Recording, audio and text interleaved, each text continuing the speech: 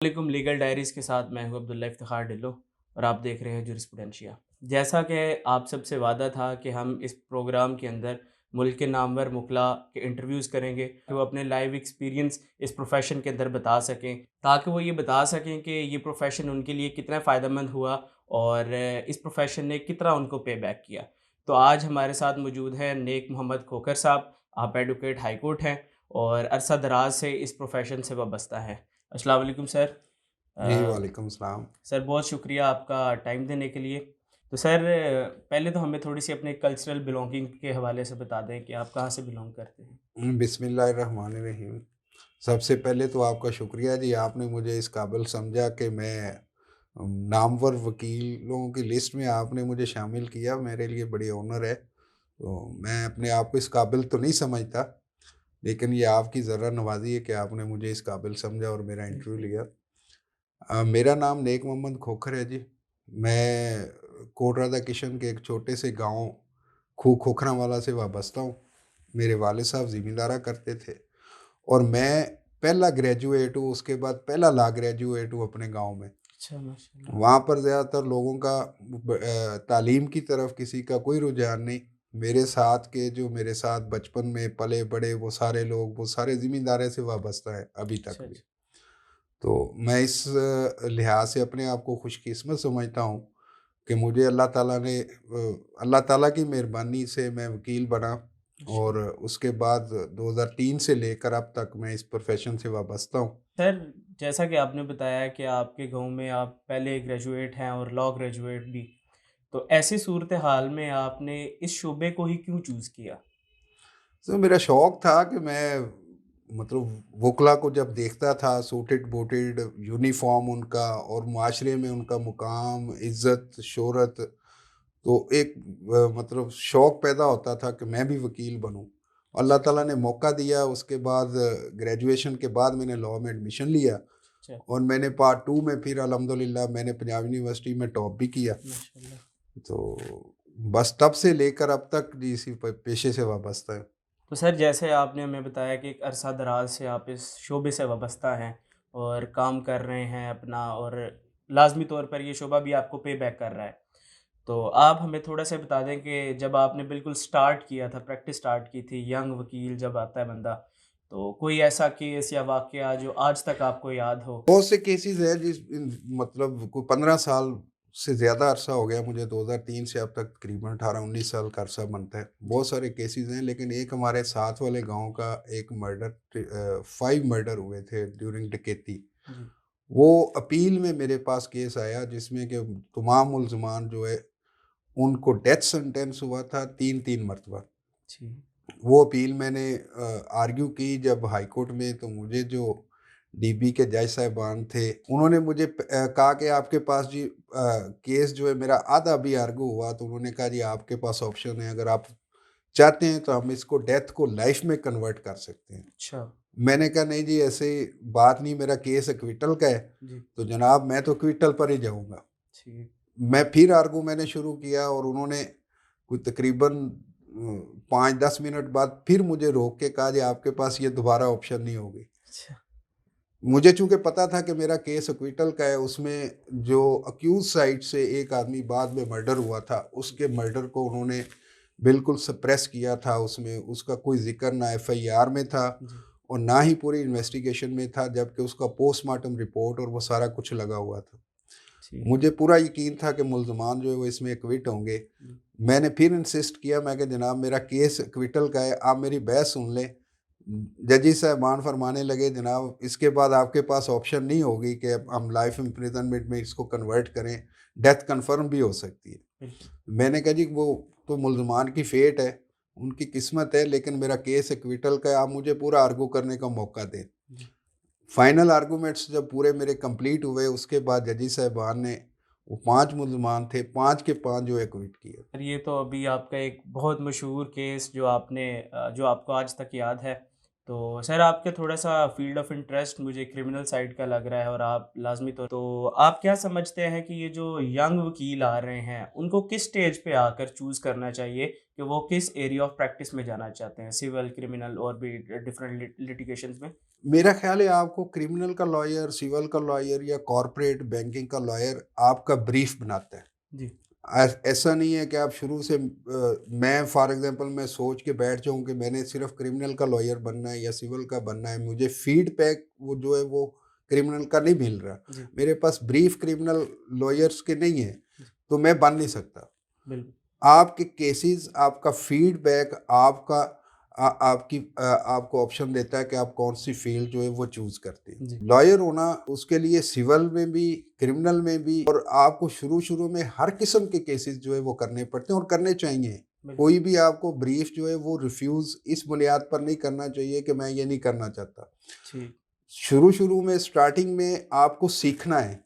बिल्कुल। आपके पास जो भी ब्रीफ़ आएगा, आप उस पे मेहनत करें, आप पूरी तैयारी करें, उसके साथ इंसाफ़ करें केस के साथ और अपना प्रेज़ेंटेशन कोर्ट में अच्छे तरीके से करें। केस लॉ देखें उसके ऊपर जी, और उसके बाद आपका खुद ब खुद ही इंटरेस्ट डेवलप होता जाएगा। जिस तरह का आपको ठीक, फ़ीडबैक आएगा, आपको फ़ौजदारी वाली साइड से फ़ीडबैक आएगा, तो आप खुद ब खुद ही फ़ौजदारी की जो फ़ील्ड है वो चूज़ करेंगे। आपके पास सिविल के केसेस ज़्यादा होंगे तो आप खुद ब खुद ही सिविल वाली फ़ील्ड जो है वो चूज़ कर लेंगे। कॉर्पोरेट के केसेस ज़्यादा आपके पास आएँगे, आपकी क्लाइंटेज कॉर्पोरेट साइड की होगी तो आप कॉर्पोरेट की फ़ील्ड को चूज़ करेंगे। आपने चूज़ करना है अपने फ़ीडबैक के ऊपर। जिस किस्म का आपको फ़ीडबैक आएगा, जिस किस्म का आपके पास ब्रीफ़ है, जिस किस्म के आपके पास केसेस हैं, वै उन पे आप मेहनत करेंगे, वैसा आपका इंटरेस्ट डेवलप होता जाएगा और वही आप फ़ील्ड सर आपके अल्फ़ाज़ को अगर मैं समराइज़ करूँ तो उसका मतलब ये निकलता है कि पहले शुरू के 5-6 साल में बंदा अपनी जी-जान लगाकर मेहनत करे और फिर उसके बाद पिक एंड चूज़ की ऑप्शन उसके पास आती है। जैसे जो भी लॉ के स्टूडेंट हैं वो शुरू से ही अपना एक ज़हन बना लेते हैं कि शायद मुझे जाते ही केस मिल जाएँगे या जाते ही मेरी वकालत चमक जाएगी और मेरा नाम बन जाएगा। जी, तो जी। वो शुरू से सोच लेते हैं कि हम क्रिमिनल करेंगे या सिविल करेंगे। तो जो यंग लड़के आते हैं इस प्रोफ़ेशन में वो फ़ौरन ही फेड अप हो जाते हैं पहले स्टार्टिंग के 3-4 साल में कि जब उनको किसी सीनियर के पास इंटर्नशिप करने का मौका मिलता है और सीनियर एज़ सच उनको इतना ज़्यादा काम नहीं देते क्योंकि वो एक तो इस फ़ील्ड के अंदर नए होते हैं, तो वो बड़े डिसहार्ट हो जाते हैं। तो आप ऐसे जो स्टूडेंट्स ऐसे वकील जो यंग वकील आ रहे हैं, उनको क्या नसीहत करते हैं कि वो पहले अपनी इस प्रोफ़ेशन के 5-6 साल किस तरह गुज़ारें? आपने बड़ा अच्छा सवाल किया। अनफॉर्चुनेटली जिस तरह जैसे डॉक्टर बनते हैं, वो जब अपनी हाउस जॉब वगैरह स्टार्ट करते हैं, तो उनको स्टाइपेंड मिलता है। जी, इस तरह जिस तरह एक वकील जो है वो शुरू-शुरू में स्टार्टिंग में इस प्रोफ़ेशन में आता है, उसके लिए मुश्किलात है। उसको इस किस्म का गवर्नमेंट के लेवल पर कोई स्टाइपेंड वगैरह वो नहीं मिलता जो कि मिलना चाहिए। बिल्कुल। इसके लिए आप आवाज़ भी उठाएँ, इसके लिए काम भी करें। ये होना चाहिए कि वकला जब स्टार्टिंग में आते हैं तो उनको स्टाइपेंड मिलना चाहिए ताकि वो बिल्कुल, इस प्रोफ़ेशन में सर्वाइव कर सकें क्योंकि बिल्कुल, स्टार्टिंग में उनके पास ना तो कोई ब्रीफ़ आता है, ना केस होता है और उनको माली मुश्किलात बहुत ज़्यादा होती है। इस वजह से जब वो अपना एजुकेशनल कैरियर जो है मुकम्मल करके इस प्रोफ़ेशन में आते हैं, तो उनका माइंडसेट ये होता है कि अब वो कुछ कमाने की पोज़ीशन में आ गए, वो प्रोफ़ेशनल लाइफ़ में आ गए हैं। बिल्कुल, लेकिन अनफॉर्चुनेटली प्रोफ़ेशनल लाइफ़ में आने के बाद भी उनको खर्चा घर से करना पड़ता है और पहले से स्टूडेंट लाइफ़ से ज़्यादा करना पड़ता है। बिल्कुल ऐसे ही है सर। तो इस वजह से बहुत से जो काबिल लोग हैं वो डिसहार्ट होके कुछ दूसरी फ़ील्ड चूज़ कर लेते हैं, कोई कुछ जॉब कर लेता है, कोई सिविल सिविल सर्विसेज़ में चला जाता है, कहीं और चला जाता है, कोई बिज़नेस कर लेते हैं। बहुत से लोग ऐसे हैं जो कि डिस्करेज होके इस प्रोफ़ेशन को छोड़ देते हैं। मैं यहाँ पर अपने जो आने वाले जो है यंग जो मेरे छोटे भाई हैं, जो नए वकील आने वाले हैं उनको उनसे गुज़ारिश ये करूँगा कि ये प्रोफ़ेशन ऐसा है दुनिया में 3 चीज़ें हैं जो सबसे अहम इंसान की ज़िंदगी में समझी जाती है। पैसा, इज़्ज़त और शोहरत। वो तीनों इस प्रोफ़ेशन से ज़्यादा मैं समझता हूँ किसी और प्रोफ़ेशन में नहीं है। बिल्कुल सर, शुरू के दिनों में 2-4 साल या 5 साल तक आपको मुश्किलात ज़रूर आती हैं, लेकिन उसके बाद ये प्रोफ़ेशन आपको इतना पे बैक करता है, इतना पे बैक करता है कि कोई आपका कोई दूसरा मुकाबला नहीं कर सकता। हमारे बिल्कुल, साथ ऐसे दोस्त हैं मेरे क्लास फ़ेलोज़ जिन्होंने जो जुडिशरी में चले गए, किसी और प्रोफेशन में चले गए, किसी कोई और सर्विस ज्वाइन कर ली, वो आज पछताते हैं कि काश कि हम वकील होते। बात सिर्फ इतनी सी है कि मेहनत करने वाले शख्स के पास बहुत से मौके हैं इस प्रोफेशन में आगे जाने के, लेकिन मेहनत जो है वो हर प्रोफेशन में, हर बिजनेस में वो एक शर्त है। सबसे पहली जो कंडीशन है, प्री कंडीशन, वो मेहनत है। आपके पास जो केस आता है, आपके पास जो ब्रीफ आता है, आप उसके ऊपर अपनी पूरी मेहनत करें, अपनी पूरी एबिलिटी के साथ उस केस को प्रेजेंट करें, आप अपने सीनियर्स से कंसल्ट करें, आप बुक्स वगैरह वो पढ़ने की आदत डालें। आप एक बुक पढ़ेंगे, 2 पढ़ेंगे, 3 पढ़ेंगे, उसके बाद आपको चीज़ें फिंगर टिप्स पर याद होना शुरू हो जाएंगी। आप एक चलती फिरती लाइब्रेरी बन जाएंगे, और उसके बाद जब आपकी ये स्टेज आएगी तो फिर आपके पास बहुत सारे मौके हैं, आपके पीछे इज़्ज़त भी आपको अल्लाह ताला इज़्ज़त से नवाजेगा, शोहरत भी आपके पीछे भागेगी। उसके बाद रिज़्क तो वो तो अल्लाह ताला ने किस्मत का देना है, वो आपको वो इस प्रोफेशन में सबसे ज़्यादा है। आप एक काफ़ी अरसे से इस प्रोफेशन से वाबस्ता हैं। इस जो केसेस चलते हैं हमारे आजकल, उनमें डिले बहुत ज़्यादा होता है और एक टर्म यूज़ की जाती है, justice delay is justice deny. तो आप क्या समझते हैं कि ये डिले वकला की तरफ से होता है या जजेस की तरफ से होता है, या कुछ केस के मामलात ही ऐसे होते हैं कि इनको टाइम ज़्यादा लग जाता है? एक तो कुछ आप कह लें कि कानूनी सुकम है, प्रोसीजरल टेक्निकलिटीज़ हैं जिनको दुरुस्त करने की ज़रूरत है। मैं एक मिसाल देता हूँ कि जैसे एक सिविल सूट शुरू में जब दायर होता है, जी, तो वो 2-2 3-3 साल तो उसमें तलबी के प्रोसेस में चलता रहता है। बिल्कुल। जबकि ये सिर्फ एक पेशी के ऊपर ख़त्म हो सकती है तलबी वाला पूरा प्रोसेस। बिल्कुल सर। आपने अगर हम जाएँ ये बैंकिंग वाली साइड के ऊपर, तो जो financial institution recovery of finances ordinance है, उसके तहत तमाम प्रोसेस जो है वो एक ही डेट ऑफ हियरिंग पर होता है। जी, उसमें समन्स, नोटिस, कोरियर सर्विस, अखबार इश्तिहार, जी, इन सब चीज़ों का कोर्ट एक ही डेट पर ऑर्डर करती है, बिल्कुल। और वो सारा प्रोसेस एक डेट ऑफ हियरिंग पर मुकम्मल हो जाता है।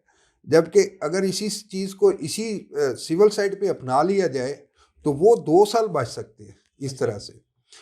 एक सजेशन ये है मेरी। दूसरी सजेशन, इसमें सीपीसी में अमेंडमेंट्स की ज़रूरत है कि कोई 1 हफ्ते से ज़्यादा की कोई एडजर्नमेंट ना हो, बिल्कुल, और एडजर्नमेंट, जो भी एडजर्नमेंट हो उसके पीछे जो जुडिशियल ऑफिसर है वो उसकी रीज़न लिखे कि बिल्कुल, वो जी, क्यों अर्जेंट कर रहा है इस केस को। इसके अलावा लिमिट होनी चाहिए कि एक प्रोसीडिंग के लिए फॉर एग्जांपल एविडेंस आनी है, जी, एविडेंस के लिए 2 मौके दे दें, जी, 3 मौके दे 3 दें। मौके। उसके बाद अंडरस्टूड हो कि अगर तीसरी डेट ऑफ हियरिंग के ऊपर एविडेंस नहीं आएगी तो राइट क्लोज हो जाएगा। जी, तो ये चीज़ें इस तरह से बेहतर हो सकती हैं। बाकी बिल्कुल, आपने पूछा कि इसमें वो मतलब आप ज़िम्मेदार किसको ठहराएँगे जी, डिले के, तो इसमें डिले की ज़िम्मेदार पार्टीज़ भी हैं, जी, प्रोसीजर भी है, इवन जजेस भी हैं और वकला भी हैं। हर केस के डिले होने में एक पार्टी का जो है मुफाद होता है, बिल्कुल, वो या तो प्लेंटिफ होता है या वो डिफेंडेंट होता है। एग्ज़ैक्टली, अब वो उसमें अननेसेसरी एडजर्नमेंट्स लेता है। ये अब आगे जुडिशियल ऑफिसर का जो है वो फ़र्ज़ बनता है कि वो अननेसेसरी एडजर्नमेंट्स क्यों दे रहा है। जी, अननेसेसरी एडजर्नमेंट्स ना हो, वो 1-2 मौके दे, अगर नहीं पार्टी इंटरेस्टेड है तो उसका केस फारिग करे या उसको आगे फर्दर प्रोसीडिंग के लिए उस केस को चलाए। एक जज के पास जब 250 केस होगा तो वो 250 केस में मतलब डेटें डालने के अलावा और तो कुछ नहीं कर बिल्कुल सर, सकता। जो जजेस हैं उनकी तादाद भी वो बढ़ाई जानी चाहिए। किसी भी जज के पास 20-25 से ज़्यादा केस नहीं हो, तो वो बिल्कुल। उनको 20-25 केसेस को ही जज जो है वो अच्छे तरीके से टाइम दे सकता है, 250 केस को नहीं दे सकता। सर, मेरा आपसे एक लास्ट क्वेश्चन है कि अक्सर लोग कहते हैं कि इस शोबे के अंदर जो वकील हज़रात हैं, वो बहुत ज़्यादा झूठ बोलते हैं, या उनको कहा जाता है कि यार ये तो शोबा ही झूठों का है। तो ये एक तरह से बहुत ही फ़नी क्वेश्चन भी बन जाता है, लेकिन इसमें शायद मैं समझता हूँ कि किसी हद तक सदाकत भी है। तो आप इसके हवाले से क्या कहते हैं कि क्या एक वकील एक केस को बनाने के लिए झूठ बोलता है या इस तरह के टैक्टिक्स का इस्तेमाल करता है? देखिए, आपने ये सवाल ऐसा किया कि जो हर शख्स जो है उसके ज़हन में है और हर शख्स ये सवाल करता है, बड़ा इंटरेस्टिंग क्वेश्चन है। बिल्कुल। झूठ कौन बोलता है? झूठ तो पार्टीज़ बोलती हैं। जी, वकील ने उसका केस प्रेज़ेंट करना है। अब एक एफ़आईआर जो दर्ज होती है वो वकील तो नहीं करवा के आया बिल्कुल। होता, वो तो पार्टी खुद दर्ज करवाती है। अब जब वो एफआईआर रजिस्टर करवाते हैं, अब अगर खुद वो एफआईआर में झूठ बोल देते हैं, वो मतलब एक आदमी गुनहगार है, उसके साथ 4 बेगुनाह लोगों को भी इन्वॉल्व कर देते हैं, जी, तो वकील ने तो केस प्रेज़ेंट करना है। जो केस उसने बना के पार्टी ने उसके सामने लेकर आई है, तो वकील ने उसका केस सिर्फ़ प्रेज़ेंट करना है। बिल्कुल। वकील झूठ नहीं बोलता, वकील सिर्फ़ उसका केस प्रेज़ेंट करता है, जो उसका मौक़िफ़ होता है वो अदालत को बताता है। आप अगर वकील हैं, तो आप अगर मुद्दई साइड से हैं, तो आपने मुद्दई का मौक़िफ़ बताना है अदालत को। बिल्कुल, आप अगर मुल्ज़िम साइड से हैं, तो आपने मुल्ज़िम का मौक़िफ़ बताना है अदालत को। इसी तरह सिविल साइड पर आप डिफेंडेंट हैं या प्लेंटिफ़ है, आपने प्लेंटिफ़ या डिफेंडेंट का मौक़िफ़ बताना है अदालत बिल्कुल। को। अब अगर उसका मौक़िफ़ झूठ है, तो आप उसका मौक़िफ़ बता रहे हैं। ठीक, अगर उसका मौक़िफ़ सच है, तो आप उसका मौक़िफ़ बता रहे हैं। आप तो सिर्फ़ एक उस जो उसकी बात वो खुद अच्छे तरीके से कोर्ट को समझा नहीं सकता, बता नहीं सकता, प्रेज़ेंट नहीं कर सकता, आप एक सिर्फ़ सोर्स हैं। आप उसके केस को प्रेज़ेंट कर रहे हैं कोर्ट के सामने। तो झूठ अगर बोलती है, तो वो पार्टी खुद बोलती है। बिल्कुल। जो आपको कहता है कि आप झूठ बोलते हैं, बेसिकली झूठ वो बोल रहा है। बिल्कुल ऐसे ही है। तो ये थे नेक मोहम्मद खोखर साहब, एडवोकेट हाई कोर्ट। सर बहुत शुक्रिया आपका टाइम देने का। Thank you very much. Thank you sir.